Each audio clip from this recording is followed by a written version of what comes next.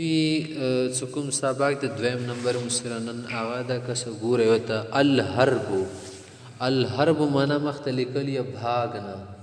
تخل تل شي منډه کول تختیدل الحرب کس مکل پښتو کی معنا کو ته دسی معنا دی کې تخل کس اخر کې لام رولو تخل یا دسی تخت کول کس ما لام رسی پښتو کی به معنا دسی وسی وزدي کې څه حربا تو اوس دوباره به معنی نه در کې دوکانه کس معنی سره اردو کې ویلی نه لیکلي دوباره هغه از دو چال زدا شو رسته طریقې نه قاعده د زدا شو چال کنه مغه مزید صرف شی حرب من وتخو یهرب تختی یا بو تختی حاربن تختیدن کا سړی اهرب او تختا لا تهرب ما تخت ودري اوس بکسو سره لا تهرب کسي معنا دو کوس ما تخت بلټک د مسر نه لفظ الحرث खेती करना पटी करल कसी पटी करल लाम आखिर ग्रोलो कना الحرث من खेती करना पटी करल करवंदा कवल حرثا د سی سره د ټکخه ابل ټک میلو خارس چوکیدار ده کنه د کی غلطی د نه نشي د کی وګوره د خپل رسی حرثا من پټای وکرل یحرث کری یا بی وکری حارثن کرون کا کسه از کی سین سره خارس چوکیدار ته شي کنه د کی سی سره ده لاغونی پارک ته بس غلطیږي که داسې سیونه الحارس معنا هغه سړی کرواندي کوي دا سړی حارس دی د کروندو ولا دا سړی خالی احرس کروندا وکه کنه احرس معنا کروندا وکه لا تحرس دې ټیم کې کروندا ما کو ځکه بارون نه د شو لکه چوت سی لا تحرس تشبیه وته وای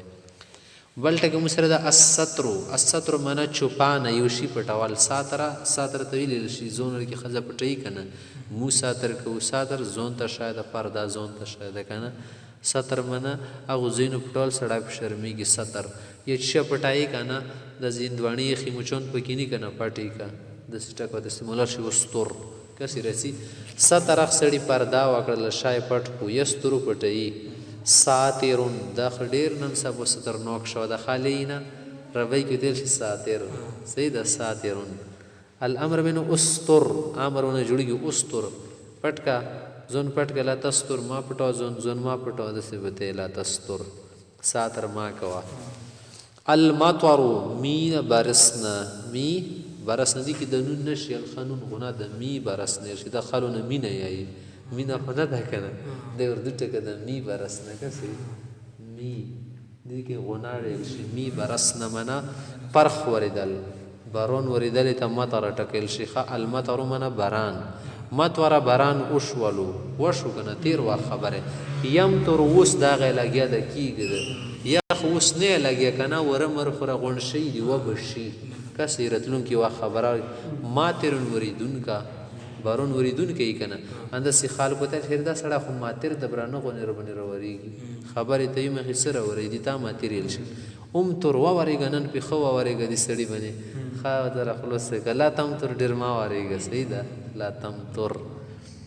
خمخ د ټکه د السکوت چپ رهنا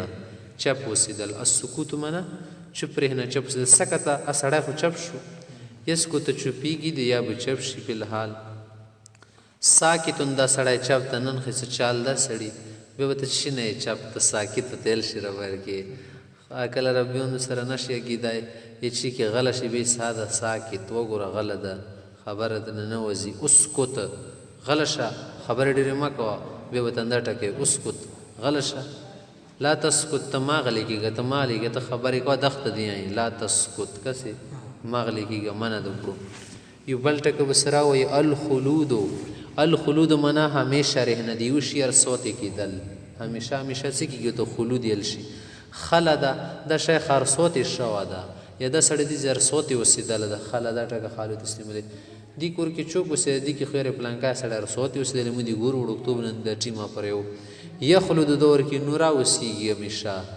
یا بو وسیږي پاتې نشلو خو وسیږي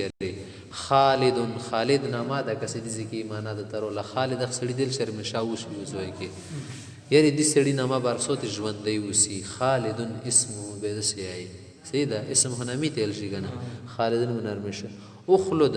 همیشه وسی غلا تخلد رمشه ما وسی ګر صوت مارا سلګه چوت سی صحیح شو لا تخلد رمشه ما ولا ما کو ارش کر مشه ولا کوي خالی منی کوي اندر ډېر دي دوه ټکی ډېر ویل کوه ها موسی کا سره